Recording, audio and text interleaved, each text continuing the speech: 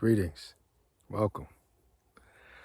You're now tuned in to Family Life, where you find the good, the bad, the ugly, past, present, future, what it is, what it was, and what it looks like. Because it is what it is, and it's going to be what it's going to be. Now, let's go fish. But before we do, I would like to propose a toast to seeking, searching,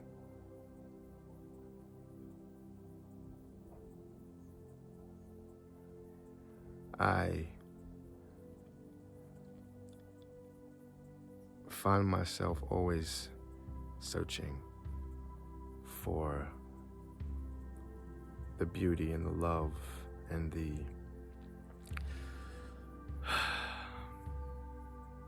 joy that exists on this planet Earth.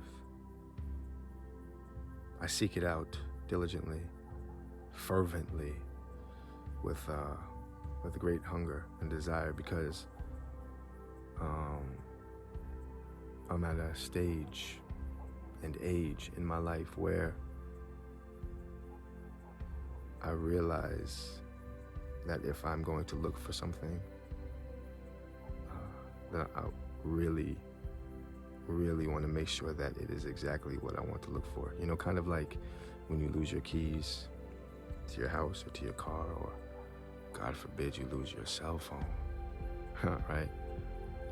But when you lose these things, you search for it, and you really want to find it, and ultimately you end up finding it, right? But I certainly make it a point to look for things that I want out of life, search for things that really fulfill me. And I felt inspired to speak about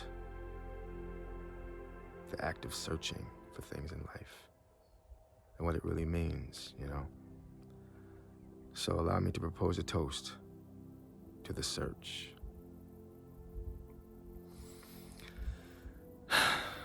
Seek and ye shall find is how it goes, right? I've always liked that phrase or that saying. It just had a compelling ring to it. Seek and ye shall find. It almost feels like some epic monumental voice from out of a mountaintop would be directing that call to you, you know. You're in the middle of the wilderness and you just hear, seek and ye shall find. I've always found that phrase intriguing, and I began to wonder about it as of late. It's quite easy to wonder about things during these alcoholic times, I might add, you know. You find a lot of time with your thoughts. That's why it's important to have an incredibly positive and powerfully uplifting self-talk. I always tell people that I come in contact with, you know, if you don't toot your horn, and who will? You know, don't be afraid to uplift yourself and make yourself feel good and confident, and say things that act towards that. Because at the end of the day, you're all you got, you know? You came into this world alone, and you shall leave alone. So, again, if you don't toot your horn, and who will? Toot toot. Beep that horn, baby, beep that horn. But, as I was saying, I like to think about things in life, and I like to ponder in general. But when I see the world in the state that it's in, I often find thoughts and feelings, vibrations just traveling through around me at all times of the day, all times of the night. And then I began to think about the phrase seek and ye shall find, what it really means, what it means to you, what it means to us. You know, seek and ye shall find. So when you search for something, it means you want to find something, right? But I get the feeling that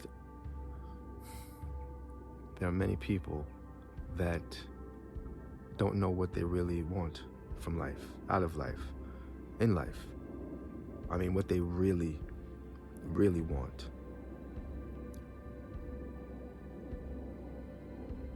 Many people say that they want to be happy.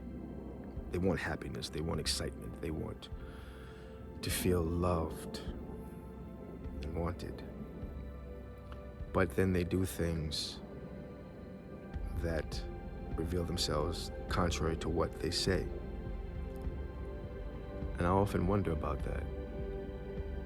Why people say they want to be happy, but then they do an act that completely negates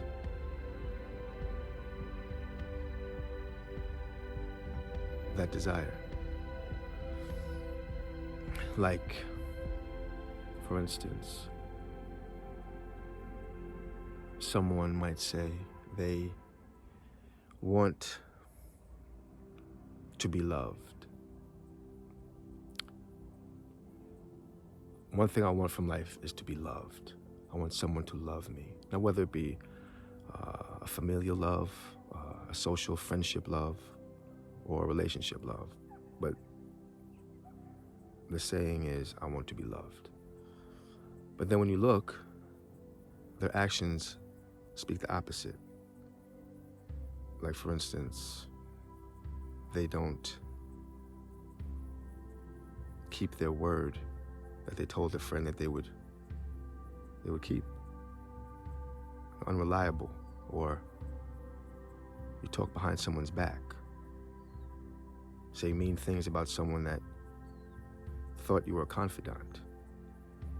Things that you have complete control over, and you're choosing to do things which will create a negative atmosphere, an unhappy atmosphere. So on the one hand, you're saying you want happiness or you want to be loved, but then you're doing things that would cause others to not want to love you or associate with you. And I run into stories and issues and situations like this all the time. And to be honest with you, for much of my teenage years, I found myself saying I wanted one thing and not really holding to that want. My actions were opposite of what I was saying. And on top of that, when I was young, I wanted everything. So to my own defense, I didn't know what I wanted, but I knew I wanted everything. And that is a pitfall that many teenagers and adults, I might add, run into. I mean, the world is so beautiful, it's so vast, it's so many possibilities, so many interests, so many things that you could involve yourself in, that it can be quite daunting and difficult to know what you really want out of life, what you really want from yourself, what you really want from others. God bless the child who has this figured out at an early age, what they really want. But God bless the child also who is able to acknowledge that and hold to it. You see, the problem I feel a lot of us have is that there is a confusion within. And a large part of that confusion is because we don't really know what we want. I think there is an intrinsic knowledge, an all-knowing knowledge that we have when we know something is right that we're doing and when something is wrong. And so it makes me also wonder More so when I was a child. I used to hear this from my parents and other adults. It went a little something like this. Do as I say, not as I do. More or less like that. And I found that interesting because it's almost like the person that was saying that knows that what they're doing is wrong. But they know what's right because apparently they're saying the right thing most of the time. Case by case scenario, right? But most of the time when someone says, do as I say, not as I do, it's usually because you've been caught doing something that you know isn't right. But the things you've been telling me to do is right, but you're just not keeping it yourself. You're not keeping to it. You're not keeping to your advice, mister. You're not holding to your word, ma'am. But it's an interesting psychology, I think, when you think about someone that says the right things to do in life, but isn't able to do the right things in life. Why is that? Why would you know the right things to do, advise others the right things to do, but you can't do the right things yourself? It's deep. That's a psychology lesson that I'm really not equipped to delve into at the moment, nor do I want to. But I do recognize the phenomenon nonetheless. And I feel like the world is trapped in a psychosis similar to this. We know the right things to do in life, and yet for some reason we just don't do it. Whether it's your diet, whether it's relationships, whether it's how you treat yourself, how you treat others. I mean, the list can go on and on. And for some reason, we know the right things to do. We just can't do it.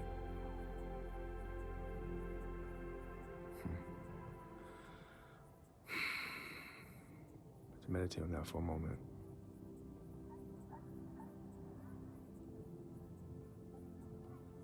They say, be careful what you wish for, because you just might get it. Be careful what you wish for, because you just might get it. Now, normally you would say, well, why would I need to be careful for what I wish for? I wish for it, and if I get it, that's a beautiful thing. It's a beautiful, beautiful thing. But if you delve a bit deeper past the surface, I think it speaks to what I've been talking about all along. Be careful what you wish for, because you just might get it. The thing that you're wishing for, the thing that you are seeking, do you really want it? Are you really desiring that thing? Is that really what you deserve? Is that really what you think you should be looking for? Is that the right choice?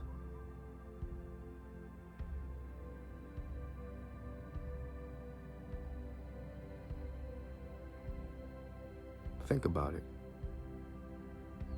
What are you wishing for?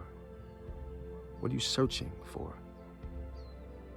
And ask yourself, why are you really searching for that particular thing out of life?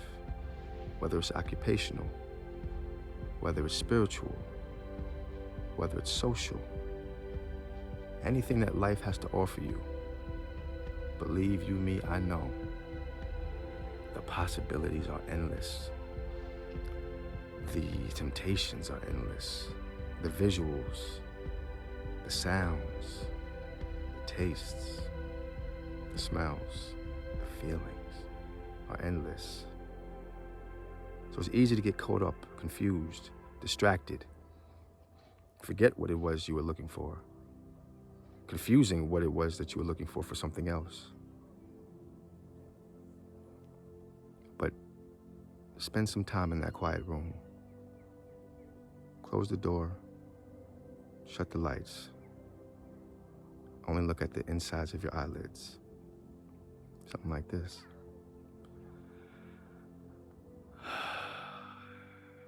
And ask that voice within.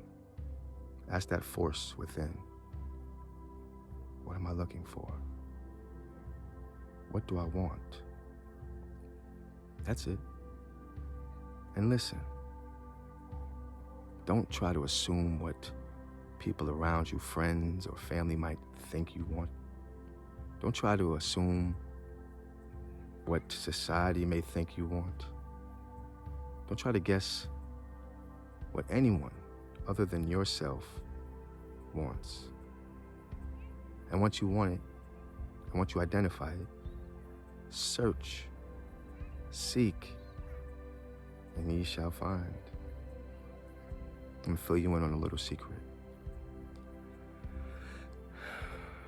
10 is powerful. 10 being the universe, of course.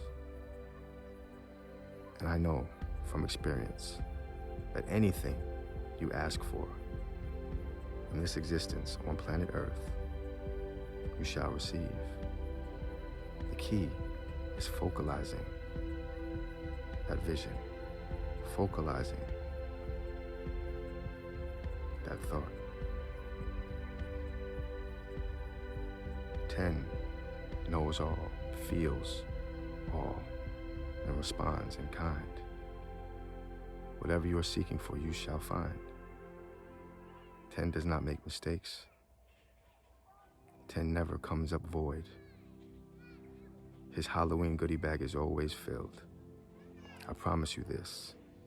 I promise you this. So take a deep, deep breath in assurance that all shall be well. All shall be very well. Love yourself. Enjoy yourself. And most of all, listen to yourself.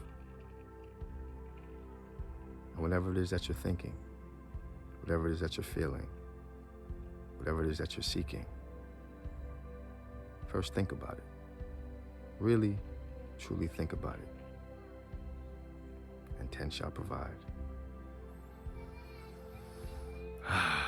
How sweet it is. And on that note, before I let you go, I must ask you one thing.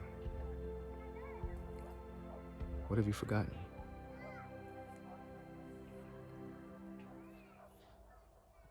Go fish.